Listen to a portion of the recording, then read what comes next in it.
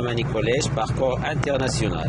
Cette vidéo porte sur le chapitre 3, les microbes ou les micro-organismes.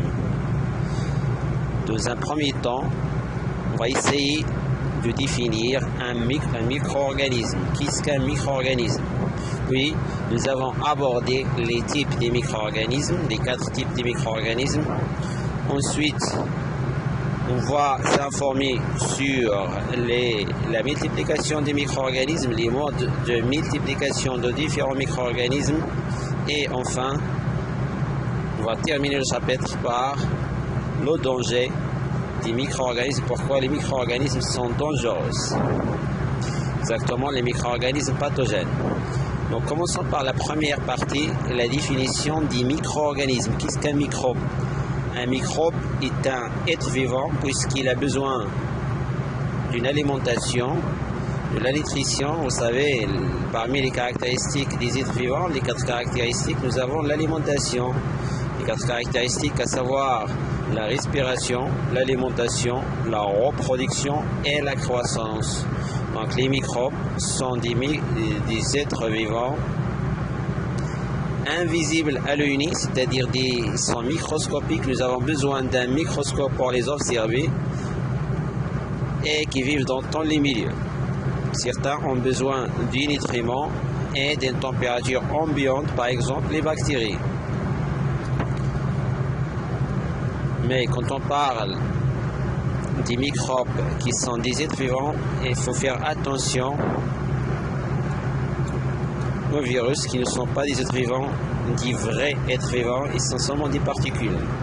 Maintenant, on passe à la deuxième partie, les types des micro-organismes. Donc, les micro-organismes comportent 4 types, à savoir les bactéries, les virus, les champignons microscopiques et les micro-organismes unicellulaires, comme les algues unicellulaires et les protozoaires. Pour les bactéries, ce sont des êtres vivants qui peuvent être unicellulaires comme ils peuvent être pluri- ou multicellulaires. Ils n'ont pas un vrai noyau, c'est pourquoi on dit que les bactéries sont des prokaryotes. Pour les champignons microscopiques, ils ont besoin de certaines conditions comme l'humidité, une température qui peut être entre 5 et 25 degrés Celsius. Et pour des exemples, nous avons par exemple le champignon de Penicillium, c'est le plus célèbre, et les moisissures de pain, les moisissures des fruits. Ce sont des champignons microscopiques. Pour les virus, on va prendre 2 exemples aussi. Le virus de l'hépatite C et le fameux virus de VIH, de SIDA, qui cause la maladie du SIDA, le syndrome d'immunodéficience acquise.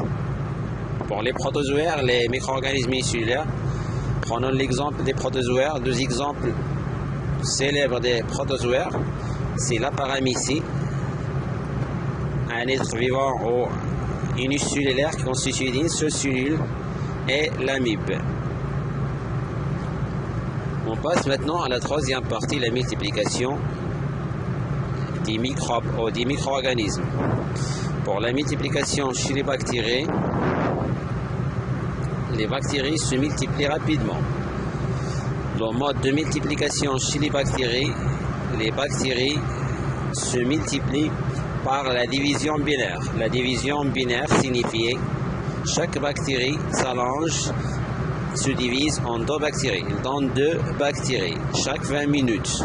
Donc c'est une multiplication qui est très très rapide. C'est pourquoi les bactéries sont dangereuses, parce que leur multiplication est rapide.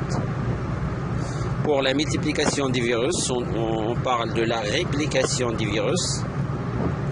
Les virus ne peuvent pas se multiplier dans des milieux de culture, comme les bactéries. Ils ont besoin des cellules vivantes. Ils utilisent le matériel génétique de la cellule vivante pour se multiplier. Et à la fin de leur réplication, ils détruisent la cellule. C'est-à-dire la cellule est morte à la fin de la réplication ou de multiplication du virus. C'est pourquoi on dit que les virus sont des parasites. Leur mode de multiplication, c'est le parasitisme. Concernant le mode de multiplication des champignons, nous avons deux types de multiplication. Les champignons microscopiques se multiplient soit par la sporulation, c'est-à-dire la production des spores. Ces spores vont donner naissance à autres champignons microscopiques, ou soit par bourgeonnement. Donc les modes de multiplication des champignons microscopiques, je répète encore une fois, soit ils se multiplient soit par la sporulation ou par le bourgeonnement. Pour les êtres vivants, pour les organismes unicellulaires, comme les protozoaires, c'est exactement comme les bactéries, ils se multiplient par la division binaire. Chaque protozoaire se divise en deux, il donne naissance à deux protozoaires, donc c'est la division binaire. Pour la dernière partie, le danger des micro-organismes, prenons l'exemple des bactéries. Les bactéries sont dangereuses, exactement le bacille de tétanos. Il est dangereux pourquoi? Parce qu'il cause la maladie de tétanos, qui est une maladie mortelle. Comment il cause cette maladie? Il est dangereux parce qu'il sécrète une substance toxique. Le bacille sécrète une substance toxique qui s'appelle la toxine. Cette toxine se propage dans l'organisme, dans le corps par le sang, et cause l'asphyxie de la personne malade, ainsi sa mort. Un autre exemple de bactérie pathogène qui cause une maladie mortelle aussi chez l'homme, c'est les pneumocoques.